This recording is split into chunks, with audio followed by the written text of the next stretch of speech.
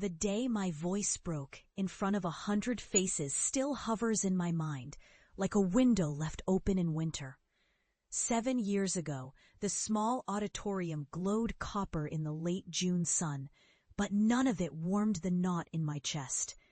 I was standing at the podium, valedictorian, as Frau Kruger kept reminding everyone, but also the boy with his computer nonsense.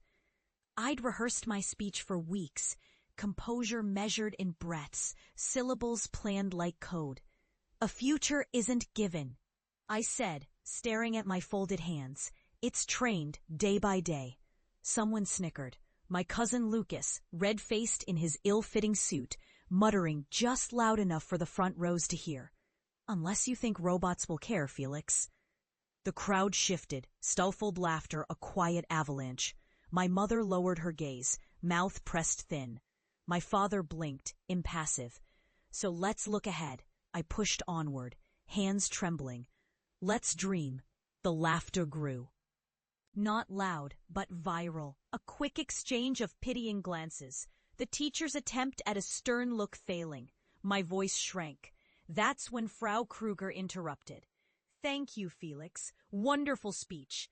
I stood frozen, mouth open. She gestured for applause. It was polite, measured. I nodded, throat closed, and walked off. Outside the auditorium, the misery grew teeth. Lucas caught me by the arm in the parking lot. Maybe you'll build a robot dog for yourself, eh, Felix? Something to keep you company in the basement. My mother, coming up behind me, hissed, Enough, Lucas. But her eyes slid away from mine. My father rested a heavy hand on my shoulder. It felt like being branded. You gave it your best, son. That was all. Berlin was laughing at me, or so it felt, a kid too obsessed with neural nets, forever hunched over a flickering laptop, whispering to his imaginary friends in hexadecimal. Home wasn't relief. Our Kreuzberg apartment was painted in yellows and browns, cluttered with magazines and the sharp smell of instant coffee. After the graduation dinner, I sat at the kitchen table with my laptop. The congratulatory cake remained untouched on the counter. My little sister, Lena, crept into the hallway. They don't get it, she said softly, but I think your robots are cool. It's not robots, I mumbled. I just want to build something that learns, she shrugged. You will. You always figure things out. Lena tiptoed back to her sketchbooks. My parents' voices drifted in muffled segments. My mother, he needs a real plan. My father's deeper tone, he's young. Maybe university will shake the distractions out. I opened Python and coded into the early dark. Lines of logic, my only company. The next years condensed into a quiet burn. At TU Berlin, I was an oddity, an underfunded scholarship kid among the charismatic. The AI program was prized, but not the prestige track back then. Most gravitated toward applied math or physics. The professors liked theory, not daydreaming about artificial minds, as Professor Brandt put it. I shrank from parties, tunneled into code, ate quietly in cafeterias. My parents' calls thinned. How's the job search? They'd ask, hope careful in their voices.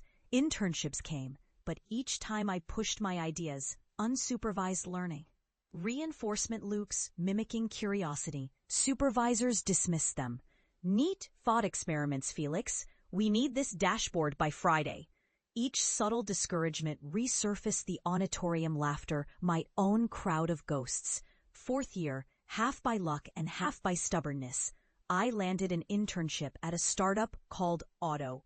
The CEO, Miriam Karadzic, was new to Berlin, a Bosnian transplant with a loud laugh and sharp eyes who didn't seem to care that my German paperwork was messy and my suits even messier. Why do you want in? She asked during my interview, gesturing to the spectrum analyzer on her whiteboard. I want to try teaching machines to dream, I blurted. She blinked, then grinned. Everyone here is trying to build engines. We try to build intuition. It was the right answer by accident, maybe. She hired me for 6 months, which bled into 18. Otto's office was a converted coal building north of Midda, wide glass windows punched into old brick. The engineers came from Zagreb, Istanbul, Lagos, and Singapore, people as outcast as me, code-savvy and quietly hungry. I lived on instant noodles and overnight trains, pouring myself into models and architectures until my eyes swam. The city around me shaped and changed. Kreitzberg's kebab shops thinned, tech money flooded the spree, and my parents' calls became less about hope, more about polite inquiry. "When will you come visit, Felix?" I'd reply. "Soon. I'm still working." I couldn't tell them that work was the only place I felt necessary. The collapse, when it came, was sharp. Otto's funding vanished in a shudder of venture capital volatility. Miriam assembled us in the lounge, the windows framing a gray November drizzle. "We tried. Almost got there," she said, voice cracking. I packed my things into a cardboard box. 2 half-functional Arduinos, my favorite mug, and a folder labeled Curiosity Engine V5. It was a neural net I'd spent months on. Crude but with a glimmer of self-motivated exploration. Nobody else wanted it. I sent out 40 resumes. 1 call came back from a startup in London, but the pay was little, and they wanted chatbot routines, not what made my soul tick. Weeks blurred. Rent became stress. I stopped answering family calls. I was folding up the Curiosity Engine folder for recycling when Miriam called. "I'm not giving up," she told me. "There's a conference in Amsterdam, AI Futures. Come with me."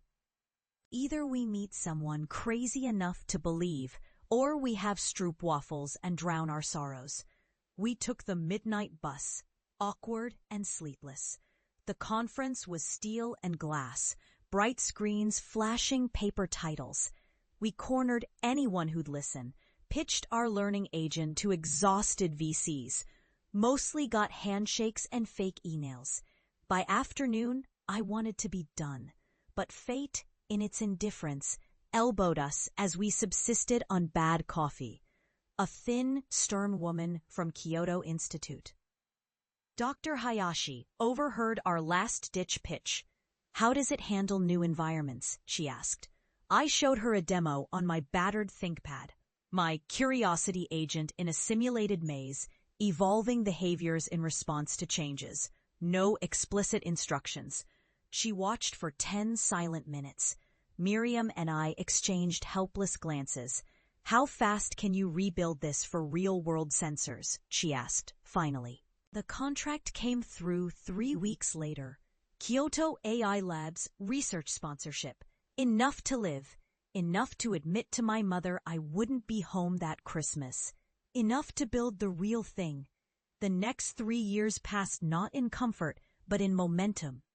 I moved to Tokyo for 2 winters, learned to say excuse me in 3 dialects, ate too much ramen. Dr. Hayashi was relentless, her team even more so. We iterated, failed, rebuilt. My email filled with rejection letters. But the ones that mattered, Nature AI, IEEE, turned into Let's Talk. The Curiosity Engine grew. It navigated complex spaces, adapted to warehouse floors and drone control. Companies licensed it for resource management, logistics, even creative digital art. I took conference calls at 3 in the morning, my German stutter more pronounced than ever. Sometimes I'd reread old Facebook messages, hands trembling, remembering the auditorium. Miriam, always the optimist, moved back to Berlin and spun up Otto V2, inging me on as technical co-founder.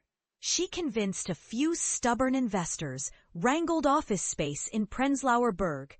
We had grant money, a skeleton team most days, ramen for lunch, stress for dinner. Still, the tech worked. And then, one autumn afternoon, Siemens called. They wanted a comprehensive pilot. Could our dreaming agent automate latent defect discovery on a new automotive line? If the pilot worked, the contract was worth years of security. I called my mother. I might be coming to Berlin soon. Work stuff. Silence. That's nice, Felix. Her voice was fragile. Will you visit? My father took the phone. We're proud of you. The words sounded like he was convincing himself. I walked up Tempelhofer Feld that evening, dust swirling under the sunset. My stomach